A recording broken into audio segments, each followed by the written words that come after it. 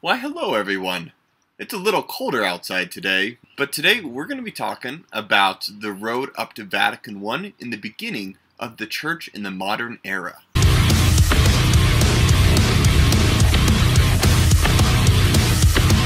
So the big question here is, how does the Church understand itself today within the last, 400 years or so?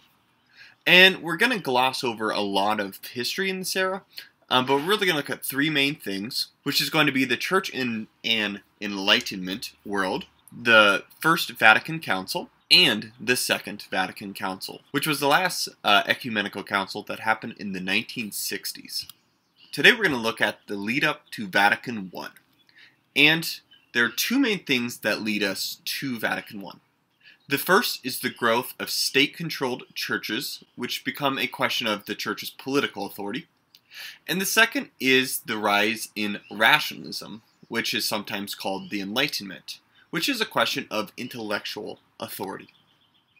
And so, let's first look at state-controlled churches.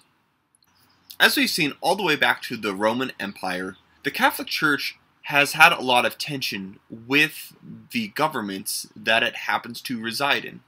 And as governments rise and fall, the Catholic Church has remained, but each and every time a new government comes around, there has to be a reestablishment of how the Catholic Church is going to interact with these governments. And so sometimes you have high points, such as the Papal States, where the Catholic Church literally is running a country.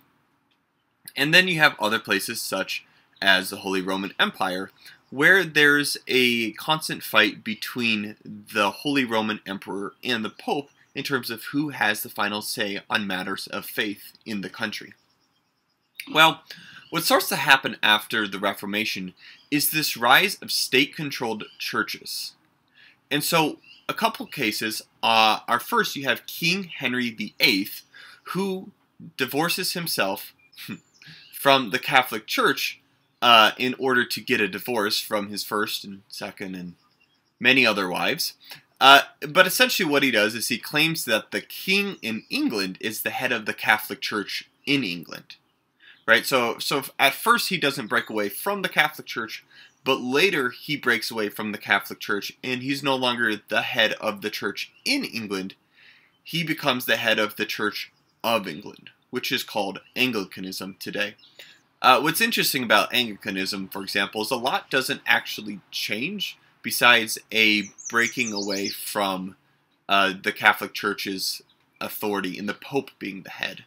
Now, in modern times, there's a lot more differences, but even in terms of architecture and theology, Anglicanism is actually fairly close to Catholicism.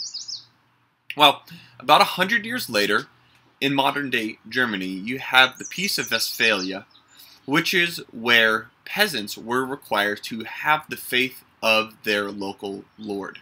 That the Holy Roman Empire was split into a bunch of different small states, and each had a different lord, and whatever that lord's faith was, the peasant had to follow. And so suddenly in modern-day Germany, you have the local princes and local lords choosing the faiths of the people, and really starting to be in control of either the Catholic or the Lutheran Church there. Now we're fast-forwarding over about 200 years of history, wherein you have the American Revolution and the French Revolution, which essentially tries to get rid of Catholicism completely in France. But staying in Germany, you have the Kulturkampf, which is in the late 1800s, which is where Germany itself tried to make the Catholic Church subject to the political authority. The Germans once again tried to choose future bishops and choose priests, and said you can really only have the Catholic Church if it has been approved by the German government. And what's actually really interesting is the Kulturkampf is one of the main reasons that I'm here in America today, because my ancestors were from Germany and they left in this time period and they were Catholic. But it was pretty hard to be a Catholic at this time in Germany. While this is happening in Italy, there's a number of revolutions, and the Italians are trying to create a unified Italy and the Papal States are getting in the way of this unified Italy.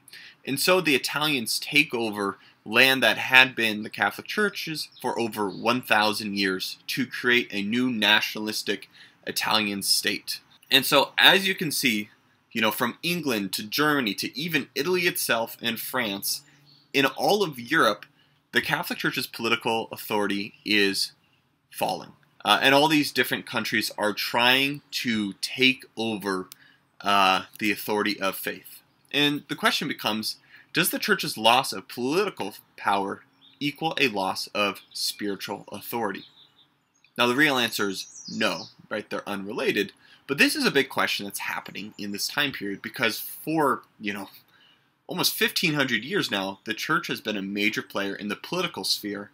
And so it takes a little bit for the Church and its members to realize that the Church's influence in politics has nothing to do with its spiritual truth. Speaking of truth, one of the biggest things that the Church has to deal with is this question of how do you know what is real? How do you know what is true? What tells you if something is true? This is where we get to the movement known as the Enlightenment, which has the catchphrase of dare to know. So to do a massive gloss over the Enlightenment, there's really two phrases that sum it up.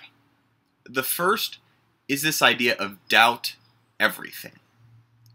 That the Enlightenment was a time where we throw away everything that we thought we knew before and we try and rebuild it again with reason.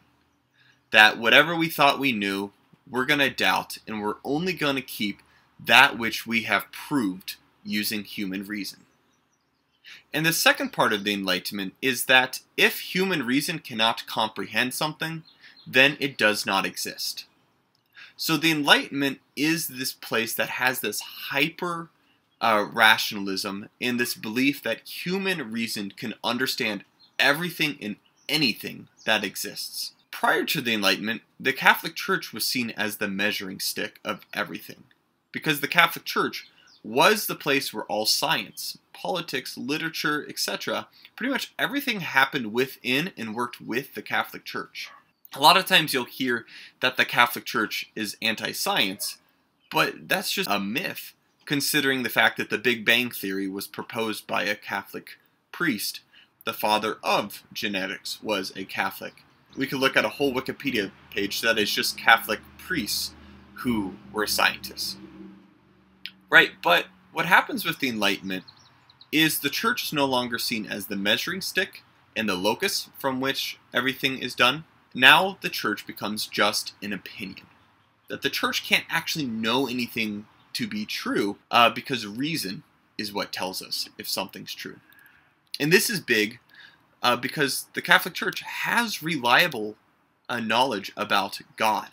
Right? That God has revealed himself, has become one of us, and has said things such as, I am a Trinity. And the Catholic Church knows this for certain. But the Enlightenment comes along and says, the only things you know for certain are things that human reason can comprehend. And the phrase Enlightenment is popularly attributed to Immanuel Kant, who was a German thinker. And one of the things that he makes popular is this idea that knowledge comes from things that I already know. Meaning, knowledge comes through my senses. That I can only know things are true using my eyes and my ears. And in that sense, all knowledge is partly subjective because it comes through my senses. Can I trust my senses? Right? Do I know that my eyes aren't lying to me? Is my brain always telling me something's true?